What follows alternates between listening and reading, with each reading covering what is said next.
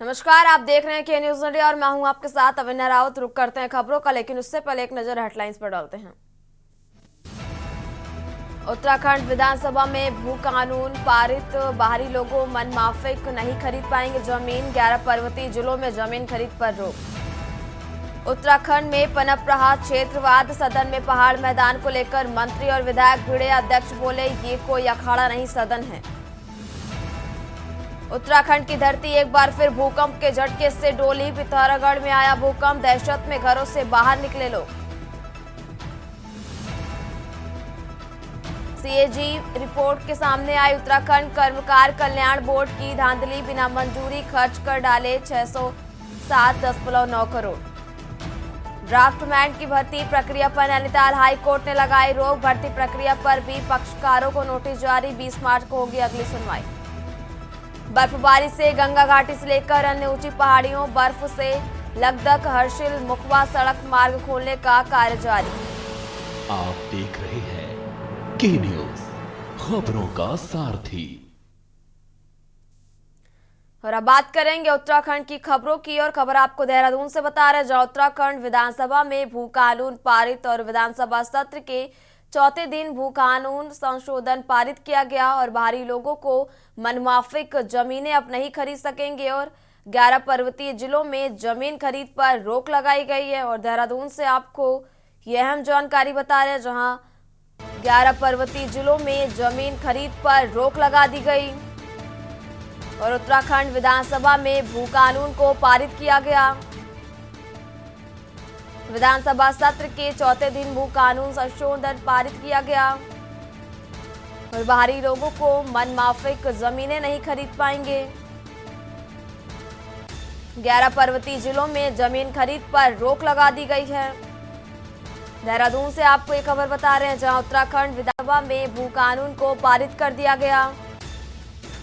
विधानसभा सत्र के चौथे दिन भू संशोधन पारित किया गया। बाहरी लोग मनमाफिक नहीं खरीद पाएंगे जमीन। 11 पर्वतीय जिलों में जमीन खरीद पर रोक। उत्तराखंड विधानसभा में भू कानून को पारित कर दिया गया और विधानसभा सत्र के चौथे दिन भू कानून संशोधन पारित हुआ। बाहरी लोगों को मनमाफिक जमीनें नहीं खरीद पाएंगे। अब 11 पर्वतीय जिलों में जमीन खरीद पर भी रोक लगा दी गई है। उत्तराखंड विधानसभा में भू कानून को पारित कर दिया गया। विधानसभा सत्र के चौथे दिन भू कानून संशोधन पारित हुआ। बाहरी लोगों को मनमाफिक जमीनें नहीं खरीदने को मिलेंगी। 11 पर्वतीय जिलों में भी जमीन खरीद पर रोक लगा दी गई।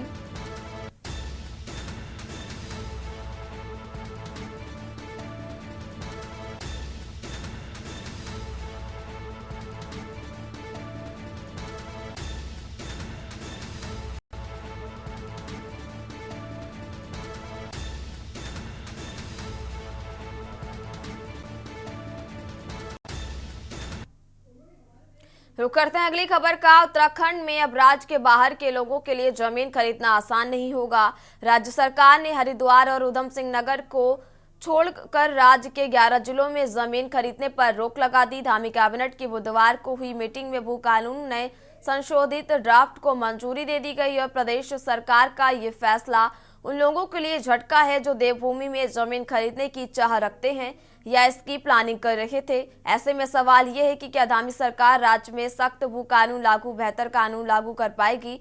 आखिर क्यों विपक्ष को सरकार की मंशा पर अभी भी भरोसा नहीं हो पा रहा है? देखिए हमारी खास रिपोर्ट में। प्रदेश में सशक्त भू कानून को लेकर मुख्यमंत्री पुष्कर सिंह धामी का कहना है कि प्रदेश की जनता से जो वादा उनके द्वारा किया गया था, उस वादे और जन भावनाओं के अनुरूप सशक्त भू कानून को लेकर सरकार अपना वादा पूरा करने जा रही है। विधानसभा सत्र में सशक्त भू कानून के विधेयक पर मोहर लग जाएगी। भू कानून इस राज्य के लोगों की भावनाओं के अनुरूप उसको प्रावधानित किया गया है और लंबे समय से राज्य के लोग भू कानून की मांग करते रहे हैं। कानून की बात करते रहे हैं, कुछ प्रावधानों की बात करते रहे हैं। उसके लिए हमने पिछले सत्र में जो हमारा गैरसैंण में आयोजित हुआ था, उसके बाद से लगातार जो हमारे हितधारक हैं, हमारे स्टेक होल्डर्स हैं, उन सभी के विचार लिए हैं। राज्यवासियों की सबके विचार जानने का हर तरह से प्रयास हुआ है। भराड़ीसैंण में, गैरसैंण में भी हमने एक बैठक आयोजित की थी। राज्य के हमारे सभी जिलाधिकारियों ने अपने अपने जिलों में लोगों से सुझाव लिए थे और उनके जो सुझाव आए थे, उन सुझावों के अनुरूप ये बनाया गया है और एक सशक्त भू कानून होगा, जिससे कि राज्य की जो जमीनों के लगातार राज्य स्थापना के बाद लोगों को शंका, लोगों के मन में जो भी चीज़ें आई हैं, आने वाले समय में उनका समाधान भी होगा और एक सशक्त भू कानून भी राज्य के अंदर आएगा। जी, देवभूमि उत्तराखंड की जनता के हृदय की मांग, जो देवभूमि के भौगोलिक स्वरूप को, सांस्कृतिक स्वरूप को और अनादि समय तक उसको स्थापित रखने की जो एक बड़ी मांग थी कि राज्य के अंदर भू कानून बने। मैं प्रदेश के यशस्वी मुख्यमंत्री जी आदरणीय श्री पुष्कर सिंह धामी जी को बधाई देता हूँ, उनका धन्यवाद करता हूँ कि उन्होंने जन भावनाओं की इस मांग को धरातल पर उतारा है। आज ही कैबिनेट उसको मंजूरी दी है और कल ही मुझे लगता है कि सदन के अंदर विधेयक आएगा और उत्तराखंड के अंदर हिमाचल से कड़ा भू कानून लागू होने वाला है। देखिए, भू कानून के बारे में राज्य की सरकार का जो प्रोपेगेंडा चल रहा है, जो महिमा मंडन चल रहा है, जो वाहवाही चल रही है, अभी पता है नहीं कि मसौदा क्या है। उस भू कानून में आपने सबसे पहले तो एक सबसे बड़ी कमी, हरिद्वार और उधम सिंह नगर जनपदों को आपने अलग कर दिया। आप यूसीसी की बात कर रहे हैं राज्य में और भू कानून बना रहे हैं। उस भू कानून में 2 जनपद जो महत्वपूर्ण जनपद हैं, जहाँ की जमीनें बहुमूल्य हैं, जहाँ सबसे ज़्यादा जमीनों की खरीद फरोख्त होती है, उन दोनों जनपदों को आपने मुक्त कर दिया, हरिद्वार को, उधम सिंह नगर को। उसके बाद पूरे 11 जनपदों में आप राज्य में कैसा कानून ला रहे हैं, उसके बारे में कोई मसौदे पर आप चर्चा नहीं कर रहे हैं। धामी सरकार का सख्त भू कानून सदन में पेश किया गया, जिसके चलते आज यानी कि बजट के चौथे दिन बजट के साथ साथ भू कानून को लेकर भी चर्चा होगी, जिसमें विपक्ष ने पहले ही साफ कर दिया है कि पूर्व में मुख्यमंत्री भुवन चंद्र खंडूरी के समय लाया गया भू कानून संशोधन के हिसाब से ही सरकार आगे की रणनीति तय करे। साथ ही उस समय पर कृषि वन चिकित्सा के नाम पर दी गई भूमि पर अब तक उसका कितना दुरुपयोग हुआ सार्वजनिक करे, तभी आगे भू कानून की कड़ी नीति को प्रदेश में लागू किया जाए, जिसको लेकर आज सदन में विपक्ष भी भू कानून के मुद्दों पर सरकार को घेरने की तैयारी कर चुका है। दूसरी ओर मूल निवास भू कानून संघर्ष समिति ने भी सरकार से मांग की है कि वो भू कानून का मसौदा आम जनता के सामने पेश करे, ताकि पता चल सके कि सरकार भू कानून को लेकर कितने सख्त है, अन्यथा सरकार के खिलाफ प्रदेश में बड़ा जन आंदोलन देखने को मिलेगा। हम तो सकारात्मक पहल की है हमने बजट। हम चाहते हैं कि सत्र सुचारू रूप से, व्यवस्थित रूप से चले, लेकिन सरकार की नीयत, सरकार की मंशा बजट सत्र को चलाने की नहीं है। और हमने देखा है कि आज का जो सशक्त भू कानून की राज्य सरकार प्रस्तुत करने जा रही है, कल प्रस्तुत किया है, उस पर चर्चा होनी है। तो जो हम चाहते हैं कि पहली सरकार श्रद्धेय नारायण दत्त तिवारी जी की सरकार और तत्कालीन मुख्यमंत्री भुवन चंद्र खंडूरी जी ने जो फैसले लिए हैं, वो फैसले अगर सरकार ईमानदार है, उन फैसलों को लागू करना चाहिए। और जो लगातार संशोधन हुए हैं 2018 से लेकर 22 से लगातार संशोधन हुए हैं, उन संशोधनों को वापस करें और एक श्वेत पत्र जारी करे राज्य सरकार। तो मैं सबसे पहले सवाल यही पूछना चाहता हूं भाजपा से, लगातार जनता इस बात को लेकर सड़कों पर संघर्ष करते रही, भूमि कानूनों में संशोधन विधेयक से पूर्व उसके ड्राफ्ट को जन समीक्षा के लिए एक बार जनता के बीच सार्वजनिक किया जाए, लेकिन आपकी सरकार ने ऐसा नहीं किया और आज आप कह रहे हैं कि सख्त भू कानून को मंजूरी दे दी गई है। मैं आपसे पूछना चाहता हूं, उत्तराखंड में भूमि कानून राज्य निर्माण के बाद से है, लेकिन कैसा कानून बनाया गया है इस बात की जानकारी जनता को भी है। अभी तक के कानून में माफिया के लिए सारे रास्ते खोले गए हैं जमीन के लूट के। हो सकता है जो आप भूमि कानूनों में संशोधन करने जा रहे हैं उसमें भी माफिया के लिए रास्ते खोले जा रहे हों। आपको बता दें, विधानसभा चुनाव में जाने से पहले ही धामी सरकार की जनता से प्रदेश में भू कानून लाने का वादा किया था। चुनाव जीतने के बाद से ही सरकार अपने वादे और जनता की मांग पर सशक्त भू कानून प्रदेश में लाने जा रही है। यूसीसी लागू होने के बाद भू कानून प्रदेश के लिए बड़ी उपलब्धि के तौर पर माना जा रहा है। अब देखना ये होगा धामी सरकार का ये भू कानून क्या प्रदेश की संपदा, जल, जंगल और जमीन को भू माफियाओं से बचाने में कारगर साबित होगा। Uttarakhand desk report.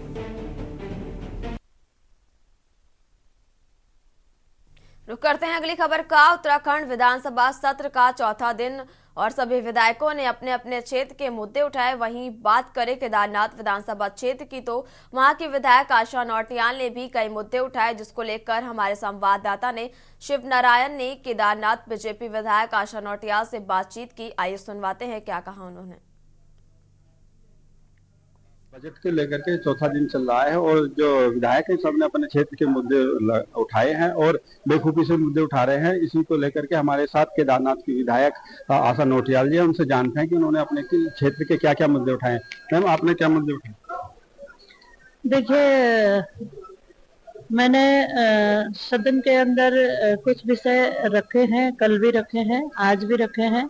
जो मेरे क्षेत्र की ज्वलंत समस्याएं थी, चोपता में पॉलिटेक्निक भवन के निर्माण के लिए रखा है।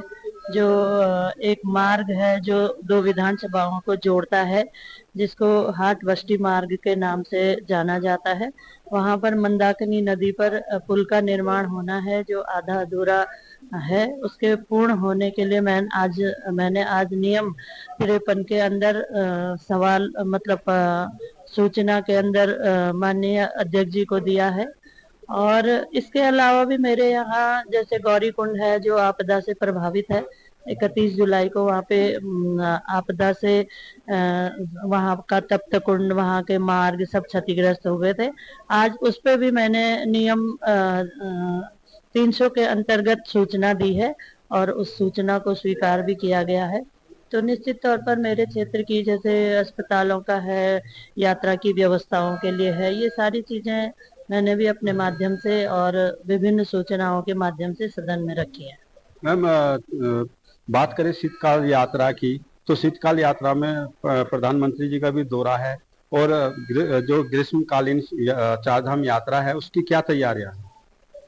देखिए, बहुत जोरों पर तैयारियां हैं और निश्चित तौर पर बड़ी प्रसन्नता का विषय है कि हमारे देश के यशस्वी प्रधानमंत्री बार बार उनका उत्तराखंड आना होता है और हम सबके लिए, पूरा उत्तराखंड वासियों के लिए सौभाग्य का विषय है कि उनका जो लगाव, जो प्रेम, जो स्नेह हम सबके प्रति है। अभी शीतकालीन यात्रा के लिए वो यहाँ पर आ रहे हैं। तो निश्चित तौर पर जो हमारी शीतकालीन यात्रा है वो आगे बहुत तेजी से, बहुत अच्छे से चलेगी, बहुत प्रभावी ढंग से चलेगी।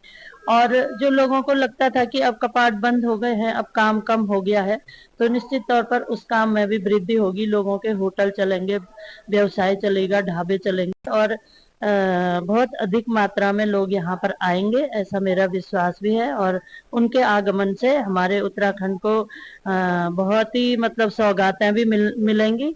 और इससे पहले माननीय मुख्यमंत्री उत्तराखंड हमारे माननीय पुष्कर सिंह धामी जी ने मेरे ही क्षेत्र केदारनाथ के शीतकालीन गद्दी स्थल ओंकारेश्वर मंदिर ऊखीमठ में शीतकालीन यात्रा को प्रारंभ किया था।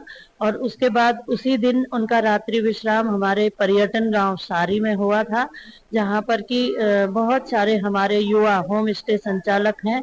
ये लोगों के अंदर ऐसी खुशी का माहौल उस दिन था कि वास्तव में लोगों को लग रहा था, लोगों ने उनका स्वागत झुमेले सो, गांव की जो हमारी लोकल प्रोडक्ट होते हैं जैसे मोटा अनाज, ये सब अपने घरों में बनाकर उस उत्साह को मनाने का जो काम किया, उससे मैं समझती हूँ कि आज वहां पर हम जब जाते हैं तो लोगों को लगता है कि वास्तव में शीतकालीन यात्रा प्रारंभ करने से हमारे यहाँ पर यात्रियों की संख्या बढ़ी है, टूरिस्टों की संख्या बढ़ी है और हर दिन होटलों में कोई न कोई लोग वहां पर पहुंचते हैं जिनके लोगों के व्यवसाय में वृद्धि हुई है।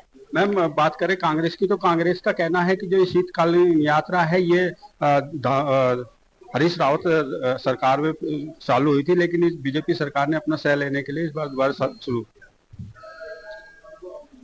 मुझे नहीं जानकारी कि उन्होंने कब शीतकालीन यात्रा प्रारंभ करी थी, लेकिन मैं इतना जानती हूँ कि हमारे माननीय मुख्यमंत्री पुष्कर सिंह धामी जी ने बड़ी संख्या में वहां पर 1-2 दिन का प्रवास उनका रहा और उन्होंने उस यात्रा को जन जन तक पहुंचाने का काम किया, अपने सोशल हैंड से भी और दुनिया को भी बताने का काम किया, पूरे भारतवर्ष को बताने का काम किया कि हमारे यहाँ पर शीतकालीन में भी भगवान केदारनाथ जी के, मधमेश्वर जी के, तुंगनाथ जी के, माता गंगा के, यमुना के दर्शन होने जा रहे हैं। आप आइए और दर्शन करिए। तो निश्चित तौर पर इसका बहुत बड़ा असर लोगों के अंदर हुआ है और आज भारी संख्या में लोग वहां पर आ रहे हैं और हमारे होटल और व्यवसायी लोगों के अंदर उत्साह है। मैम, बात करें यूसीसी की, तो यूसीसी में एक जो सब्जेक्ट है वो लिव एंड रिलेशन वाला जो सब्जेक्ट है वो बहुत तूल पकड़ रहा है, उसके बारे में आपका क्या कहना है? देखिए, कुछ हमारे जो विपक्षी भाई लोग हैं, विपक्ष के बंधु हैं, वो इन चीजों को बहुत तूल दे रहे हैं और निश्चित तौर पर जब कोई बड़ी चीज होती है, अच्छी चीज होती है, उस पे सवाल भी उठते हैं और जब सवाल उठते हैं तो उन सवालों को भी धीरे धीरे उनके निष्कर्षों के ऊपर लोग पहुंचते हैं। तो जो यहाँ पर जिस चीज के लिए लिविंग रिलेशन के लिए, रिलेशनशिप के लिए हमारे विपक्ष के बंधु बात कर रहे हैं, तो उनको भी जानकारी है कि हमारी बेटियां, हमारी बहनें, कल भी मैंने सदन के अंदर ये बात रखी थी कि कितनी बार ऐसी घटनाएं होती थी और उन घटनाओं का कोई पता नहीं चलता था। कितनी बार हम देखते हैं कितनी चीजें ऐसे होती हैं, कभी हम कहते हैं मैं झाड़ियों में ऐसे हमको मिल गया, कई बार ऐसी चीजें होती थी, तो उनका पता ही नहीं चलता था कि कौन है, कहाँ से आया है और कौन ये व्यक्ति है। तो निश्चित तौर पर ये एक, मैं तो ये समझूंगी कि ये एक अच्छी चीज हुई है कि उसकी कम से कम जानकारी है कि हमारा बच्चा किसके साथ रहता है, कहाँ वो रिलेशनशिप में रह रहा है, किसके साथ रह रहा है।